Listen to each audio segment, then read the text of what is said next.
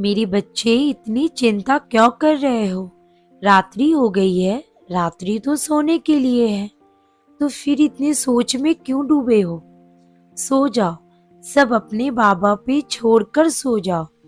अपने भविष्य की चिंता में तुम अपने आज को खराब क्यों कर रहे हो? भविष्य की चिंता के लिए तुम्हारे बाबा हैं, वह देख लेंगे। लेकिन तुम अपने आज को संवारने की कोशिश करो। जो है उसमें जीने की कोशिश करो। जो गलती हो गई है तुमसे उसे सुधारो और आगे बढ़ो मेरे बच्चे। ये जीवन है, इसमें बहुत गलतियां हो जाती हैं। गलतियों से घबराओ नहीं, उससे सीखो। खुश रहो, आनंद में रहो। मेरे बच्चे, इतने सोच में डूब जाओगे तो कैसे चलेगा?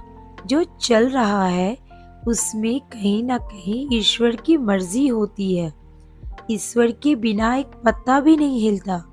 तो उसके बारे में क्यों सोच रहे हो जो तुम्हारे बस में ही नहीं? उसके बारे में सोचो जो तुम्हारे बस में है।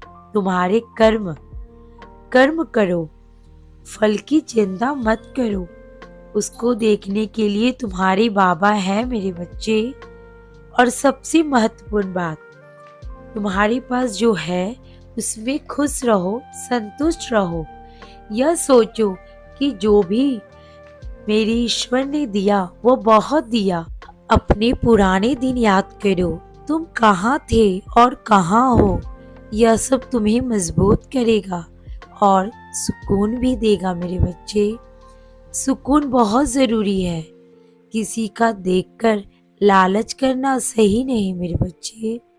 जो तुम्हारे पास है वो तुम्हारे कर्म से है। जो दूसरों के पास है वो उसके कर्म से है। एक बात बताओ, तुम उसके बुरे दिनों की मांग क्या करोगे मुझसे? नहीं ना। तो उसके अच्छे दिन की मांग मुझसे क्यों करते हो? उसका देखकर तुम अब सोच में क्यों डूब जाते हो? बोलो, यह सही नहीं है। वह उसके कर्म है मेरे बच्चे।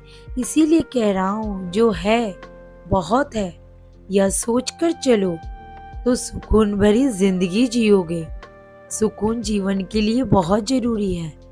और जब मन घबराए तो मैं हूँ। अपनी आंखें बंद कर अपने बाबा से कहो कि बाबा, आप तो हो, फिर मुझे चिंता क्यों करना? और आंखें बंद करके सो जाओ। सुकून से नींद आएगी मेरे बच्चे। सो जाओ। शुभ रात्रि।